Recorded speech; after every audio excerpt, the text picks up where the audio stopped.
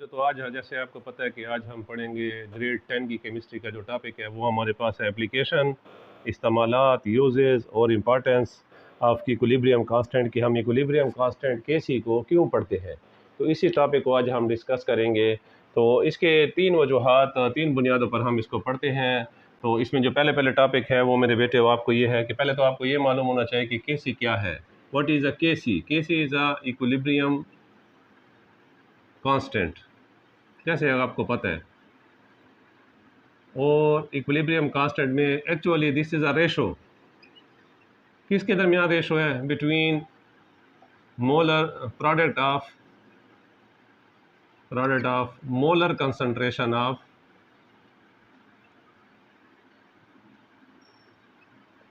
Products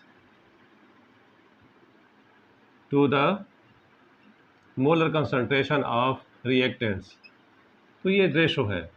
अब पहले आपने केसी को समझ लिया। अब हम क्यों बार बार पूरे चैप्टर में हमने इसको डिस्कस किया कि केसी को मालूम करें और केसी की इंपॉर्टेंस क्या है और केसी की कंडीशंस क्या है। तो बेसिकली ये हमें तीन बुनियादों पर इसको हम स्टडी करते हैं। तो पहले जो चीज़ है वो मेरे बेटे ये है कि एक तो आपने यहाँ पर ये भी नोट करना है कि केसी is equal to product divided by reactant. तो इसके दरमियान रेशो है, इसके साथ इसकी रेशो है, तो इसको हम कहते हैं कि केसी is directly proportional to product. और ये इसके साथ जब हम कंपेयर करेंगे तो हम कहेंगे केसी is inversely proportional to the reactant. तो ये रेशो है, रेशो मीन निस्बत। तो यहाँ तक आपको समझ आ गई। अब ये कि अब इसकी एप्लीकेशन क्या है। तो एप्लीकेशन के लिए समझने के लिए मेरे बेटे पहले हम इसको तीन इसके इंपॉर्टेंट पॉइंट है। नंबर वन है, ये हमें केसी जो हमें बताता है, किसके बारे में बताता है? ये हमें बताता है direction of reaction. Direction of reaction, या इसको हम यूँ भी कहते हैं direct of chemical reaction, direction of a chemical reaction. ये फर्स्ट पॉइंट है। नेक्स्ट हमारे पास है extent, the extent of a chemical reaction. और नंबर थ्री है द इफेक्ट ऑफ एक्सटर्नल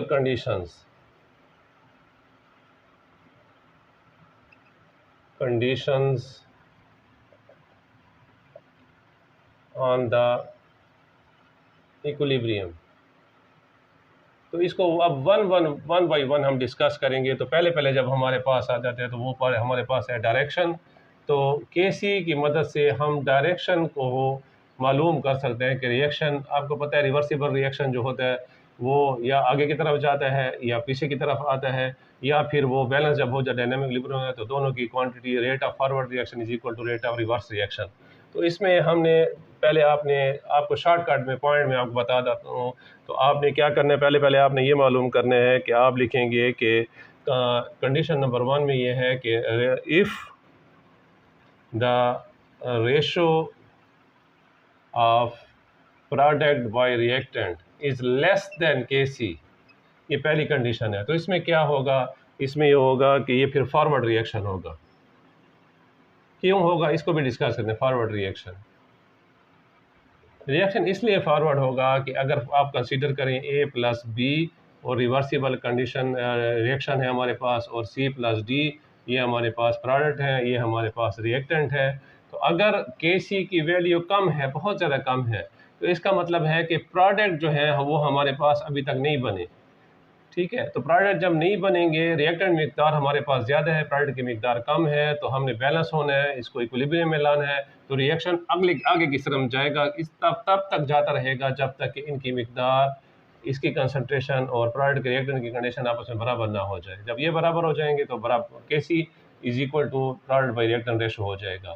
तो कंडीशन नंबर वन आपने पढ़ी है, वो ये मैं बयान किया, आपको फिर बता देता हूँ कि if the ratio of product by reactant is less than, इसको हम लेस कहेंगे, लेस देन केसी की वैल्यू से कम है, तो reaction will move in the forward direction, क्योंकि प्रोडक्ट कम बने। सेकेंड कंडीशन जो है, if the ratio of product by reactant is greater than केसी, तो फिर हमारे पास जो आएगा मेरे बेटे वो आपके पास आएगा कि फिर आप रिवर्स रिएक्शन में जाएंगे, रिएक्शन रिवर्स में होगा। क्यों रिवर्स में होगा? इसी रिएक्शन को आप देख लें कि ए और बी रिएक्टेंट्स हैं और ये प्रोडक्ट है।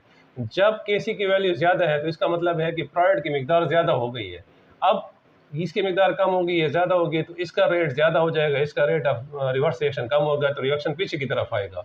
तो आपने याद रखना है कि इज ग्रेटर दैन, ये ग्रेटर के लिए साइन है। If ratio of product by reactant is greater than K C then reverse reaction will occur. और आखिर में जो थर्ड कंडीशन इसी में है वो है if the ratio of product by reactant is equal to Kc, then equilibrium will maintain. Equilibrium is achieved or attained हो गया। तो तीन कंडीशन हमने डिस्कस की है। If the ratio is less than Kc then forward reaction, if the ratio is greater than Kc then reverse reaction, and if the ratio of product by reactant is equal to the Kc then this is called equilibrium maintenance or achievement। तो ये आपने याद रखना है। इसके बाद हम second condition, ये पहले हमने पढ़ लिया कि इसने हमें बताया है कि डायरेक्शन ऑफ रिएक्शन, तो कैसी जब हम मालूम होगी तो उसकी कीमत से ही, उसकी वैल्यू से हम मालूम कर सकते हैं कि रिएक्शन फॉरवर्ड हो रहा है, रिवर्स हो रहा है या स्टेबल हो गया है। नेक्स्ट हमारे पास है मेरे बच्चों वो है एक्सटेंट। तो एक्सटेंट का मतलब होता है रेंज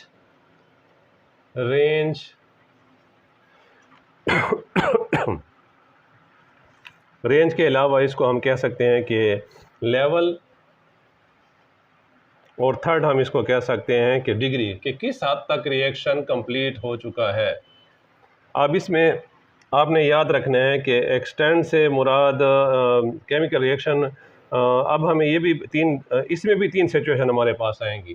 तो एक्सटेंड में हमारे पास है if the K C value of K C is very large, ये फर्स्ट कंडीशन हो जाएगी। सेकंड में आ जाएगा if the value of Kc is very small, और थर्ड कंडीशन में जो आता है वो है neither very large nor very small। अब ये तीन कंडीशन होंगी। तो पहली कंडीशन में मेरे बच्चों ये होता है कि if the K C value is very small, अगर इसकी वैल्यू बहुत ज़्यादा, पहले लार्ज के पढ़ लेते हैं। If K C value is very large product are maximum, तो इसमें यह होगा कि प्रोडक्ट हमारे पास जो हैं वो मैक्सिमम हो गए हैं और रिएक्टेंट्स हमारे पास मिनिमम है, मिनिमम। ये पहली कंडीशन है अगर केसी की वैल्यू आपको बहुत ज़्यादा लार्ज नज़र आती है। और सेकंड में है कि अगर केसी की वैल्यू बहुत कम है, तो इसमें मुराद इससे ये होगी कि रिएक्टेंट्स हमारे पास की वैल्यू या कंसंट्रेशन वेरी लार्ज या मैक्सिमम है, और प्रोडक्ट की कंसंट्रेशन या मिकदार वो मिनिमम है। और थर्ड हमारे पास ये है कि अगर केसी की वैल्यू नाइदर वेरी लार्ज है नाइदर वेरी लो है, तो इस then amount of product will be equal to the amount of reactant. यानी कि अगर केसी की वैल्यू 1 है या 1 के नियरेस्ट है 1 के वैल्यू के आसपास, तो इसका मतलब है कि डायनामिक इक्विलिब्रियम मेंटेन हो गया है, अचीव्ड हो गया है, अटेन हो गया है। तो जो प्रोडक्ट और रिएक्टेंट की जो कंसंट्रेशन होगी ये आपस में बराबर हो जाएगी।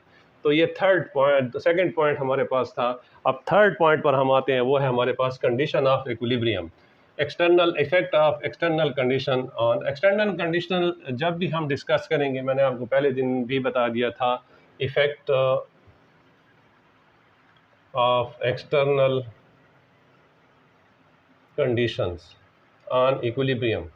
तो एक्सटर्नल कंडीशन मैंने आपको पहले भी बता दिया था, ये हमारे पास केमिस्ट्री जब हम डिस्कस करते हैं तो हमारे पास 4 होते हैं। नंबर 1 पे है हमारे पास टेम्परेचर, फिर हमारे पास आ जाता है प्रेशर, फिर हमारे पास आ जाता है वॉल्यूम और कंसंट्रेशन, या इसको हम उर्दू में कहते हैं मिकदार, और फिजिक्स में हम इसको कहते हैं क्वांटिटी। और फोर्थ वन हमारे पास है कि यूज़ ऑफ कैटलिस्ट। कैटलिस्ट क्या चीज़ होते हैं? These are the chemical substance condition थी केसी की इंपॉर्टेंस के हवाले से वो था कि what is the effect of external condition on the equilibrium. तो उसमें पहले दिन हम डिस्कस करेंगे केमिस्ट्री, जब भी हम डिस्कस करेंगे तो उसमें 4 फैक्टर एक्सटर्नल फैक्टर बार बार हम पढ़ेंगे। उसमें फर्स्ट ऑफ ऑल टेम्परेचर है, फिर प्रेशर है, वॉल्यूम ऑफ कंसनट्रेशन है और यूज़ ऑफ कैटलिस्ट है। तो कैटलिस्ट आप सबको पता है कि catalyst are chemical substance which speed of the rate of chemical reaction. तो इनमें से जिस चीज़ को भी हम चेंज करेंगे तो इक्विलिब्रियम की जगह जो होगी वो चेंज हो जाएगी। तो this will change in the external condition will change the place of equilibrium. जैसे मैंने आपको बताया कि आप किसी भी बॉटल को ले लें और जब आप उसमें लिक्विड डालें, कोई भी लिक्विड डालें, ये पानी जब भी आप लिखेंगे तो आप इस तरह ही लिखेंगे। तो जब हम उसमें पानी डालें हैं, फॉर एग्जांपल यहाँ तक हमने पानी डाला है तो बोतल स्टेट अपनी जगह पर टेबल पर ठहरी हुई है। तो ये इसकी जो प्लेस ऑफ इक्विलिब्रियम होगी वो ये वाली प्लेस होगी। अब जैसे ही हम बॉटल को टर्न करेंगे तो इसकी प्लेस चेंज हो जाएगी। फॉर एग्जांपल हम बॉटल को अब इस हालत में ले आते हैं तो इक्विलिब्रियम की जो प्लेस होगी मेरे बच्चों वो यहाँ आ जाएगी। पहले यहाँ पर थी तो जगह चेंज हो जाएगी, अब ये जगह हो जाएगी इक्विलिब्रियम की। तो इसी तरह ये हमने कंडीशन चेंज की है, प्रेशर डालेंगे, टेम्परेचर बढ़ाएंगे या कम करेंगे तब भी ये कंडीशन चेंज हो जाएंगी। तो होप आपको समझ आ चुकी होगी और अगर फिर भी ना है तो मैं ये मेरा नंबर है, मोबाइल नंबर, व्हाट्सएप भी है, आप किसी भी वक्त मुझसे रब्ता कर सकते हैं। 24/7 मेरा मोबाइल ऑन होता है और आपको जो भी प्रॉब्लम हो, ये मेरा व्हाट्सएप नंबर है और मैं आपके लिए 24/7 अवेलेबल हूँ। उन स्टूडेंट के लिए जो कि एकेडमी अफोर्ड नहीं कर सकते, जो ट्यूशन नहीं पढ़ सकते या जो बल्कि सबके लिए अवेलेबल हूँ, लेकिन वो उन लोगों को ज़्यादा ज़रूरत होती है। तो आप किसी भी वक्त मुझे कॉल करके या व्हाट्सएप मैसेज करके आप पूछ सकते हैं तो मैं आपको एक्सप्लेन कर दूँगा। Thank you very much.